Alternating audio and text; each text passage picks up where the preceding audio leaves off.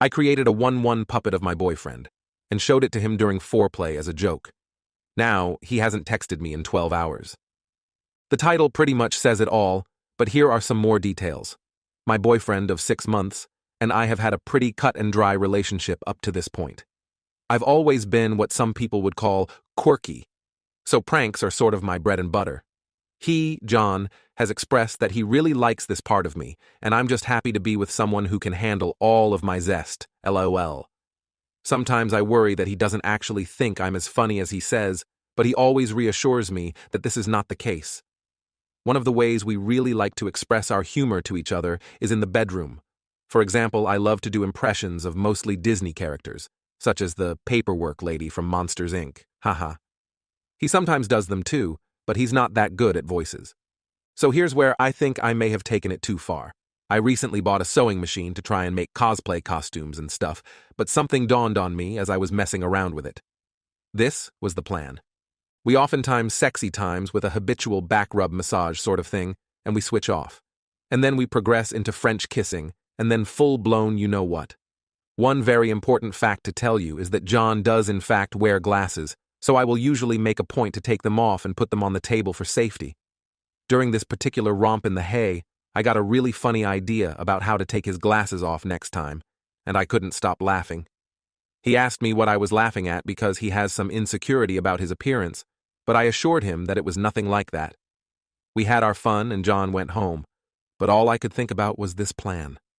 So the next day I went to the fabric store and bought a bunch of skin-colored felt and wire framing and cotton and got to work creating a Muppet-style version of my boyfriend to put his glasses on next time we started getting dirty style. Honestly, the thing was looking pretty good, and I even found some clothes at Goodwill that were his style. I dressed the puppet in the clothes, hid them under my collection of squishmallows that's in my room, and invited him over. To spare you all the explicit details, we did start kissing and taking clothes off and stuff, but my hands were shaking as I reached up to grab his glasses. Instead of putting it on my nightstand, I made a point to say something like, "I'm just going to put these right here," as I stretched over to the squishmallow that was covering the puppet boyfriend's head and put the glasses right over his felt eyes. He got confused, I think, and looked back to where I put the glasses and sat up, as a felt version of his face. Very easily identifiable, by the way. John has red hair and a mustache, so the glasses on top left little question of who this could be. He was silent for a second, then said, "Is that supposed to be me?" as I was laughing. I said something like, "Do you like it?" as I took it out of the squishmallow pile and revealed the entirety of Muppet John. "Oh, did you make that?" he asked, and I stood it up off the bed and asked him to stand next to it. "See? It's just like you, basically," I said, but he still wasn't laughing that much. I think he saw that the Muppet ended up being just a little bit taller than him. He's 5'7" and probably insecure about that. The Muppet ended up accidentally being a little taller than him, around 6'1" based on seeing them side by side. I noticed his disappointment and did a tried-and-true Disney impression to make him feel better. In my best goofy impression, I said, "Well, looks like we should call him Big John Hayuk." John just took the glasses off of Big John and let him fall to the floor, and put the glasses on the nightstand and sat on the bed for a while, but we eventually went to Sin City, but it was a lot more quiet than usual. He left after that, even though we were planning on having a sleepover. He said he wasn't feeling good. I texted him goodnight and went to bed. So here's the ish. This morning I haven't gotten any good morning text, or any texts at all from him, even though he always sends me a good morning text. I'm worried that Big John was a step too far, and that normal John didn't think the joke was as funny as I did. I feel like he's just putting me in an uncomfortable position by not telling me how this made him really feel, even though I thought it was pretty funny. Is this salvageable? Or am I effed? Update. Not sure why mods deleted my last post, but so many people were asking for updates that I'll leave the original in comments. It's really funny to read back lol, but here's what's happened in the last week. So it's been a wild couple of days or so, and I've been honestly a little depressed at the negative reaction from everyone. After my BF John left after we did the no pants dance in front of the puppet, Big John, he didn't text me for like a day and a half. I was really starting to get worried and believe some of the comments that I was a serial killer. I was so sad that I didn't even want to look at the sewing machine to make my custom Disney ears with because it just reminded me of Big John. Speaking of Big John, I hung him in the closet so I didn't have to look at him. I was so ashamed. I was drawing when my phone buzzed and I saw it was finally John. All it said was, "Hey, can we talk?" I was super nervous and he came over to my place. It was awkward at first because it has been so long since we saw or talked to each other, and I honestly thought things were going to end, especially after reading all the comments. However, he apologized for his behavior and told me something that cleared things up. So apparently his mom has been cheating on his dad with multiple younger men for years, and he and his dad just found this out the other day, the day I made Big John. He wasn't upset about Big John at all. I could tell he was still upset, and my instincts were saying I should do a Disney voice, but I considered the comments from the last post and decided just to say, "I'm sorry that happened to you. I hope your family is okay." Then, the most surprising part, he said, "I'm sorry to," and then, in his adorably not very good singing voice, sang, "Big John never bothered me anyway. I have something for him, actually," and brought out one of his favorite slap bracelets that his mom got him as a kid.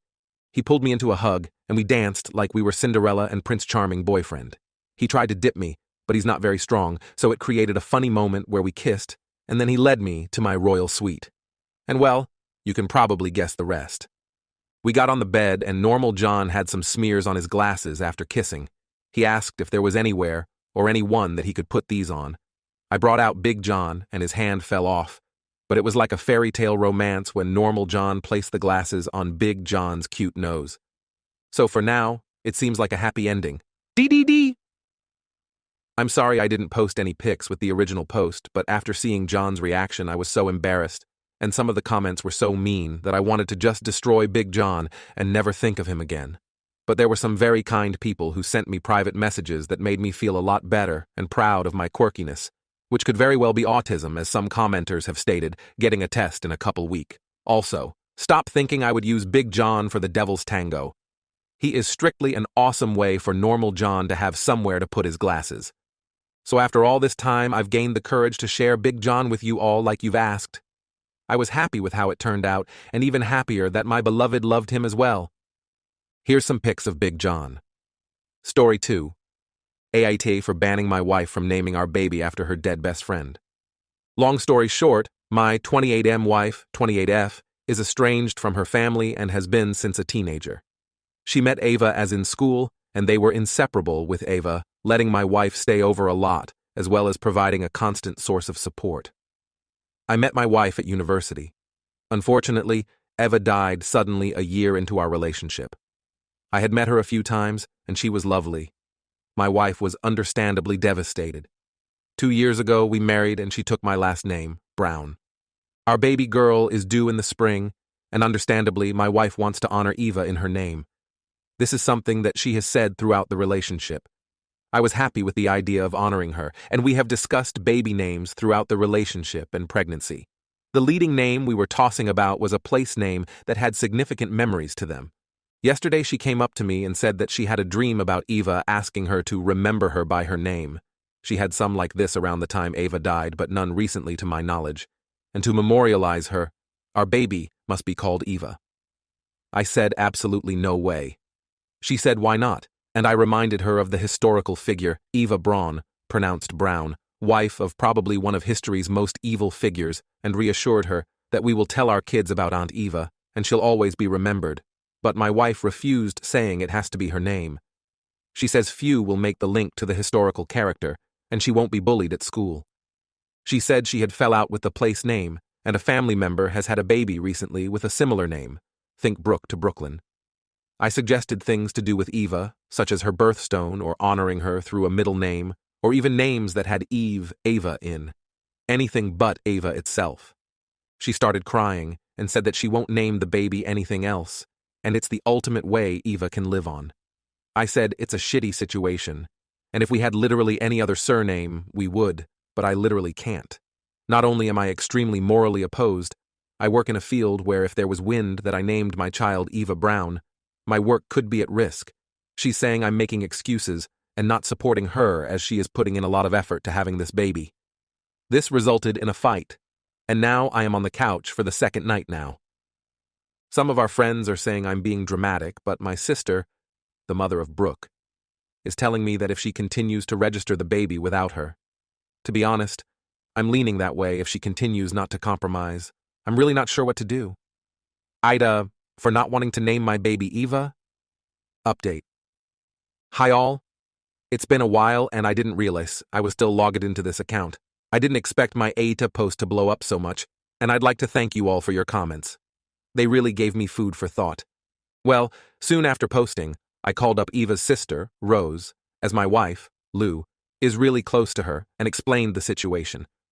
I know I shouldn't get people involved in marital matters, but Rose's opinion really matters to Lou, especially when Eva is involved. Rose agreed with me that naming a daughter Eva Brown would be harmful, and she mentioned something that we believed to be a game changer. One thing you must know about the late Eva, dear reader, was that she was a writer. She kept journals, which her sister held on to after her death. In one of these journals was a baby name list, where she gave 5 names for a girl and 5 names for a boy. Rose held on to these names when she was having children. One of her sons is named the top boy name, but she is done now and wants to give it to my wife. But we believed we have to introduce this carefully, so we launched a game plan. The next day, I sat down with Lou and said on no uncertain terms would our daughter be called Eva. Brown is the only surname we have, and Eva is not something I'd feel comfortable pairing with it. As I mentioned in comments, my wife is estranged from her family and often jokes that we got married so young, at 22, so she could get rid of her maiden name. She agreed that our child will take our married name, but continued to stress about forgetting Eva. I also mentioned that by naming a child Eva, you'd be pressuring that child to live on for dead Eva, and that's a big burden for young shoulders. My cousin was named after a dead relative, and my grandparents often compared him to that relative, and that's not something I want for my own child.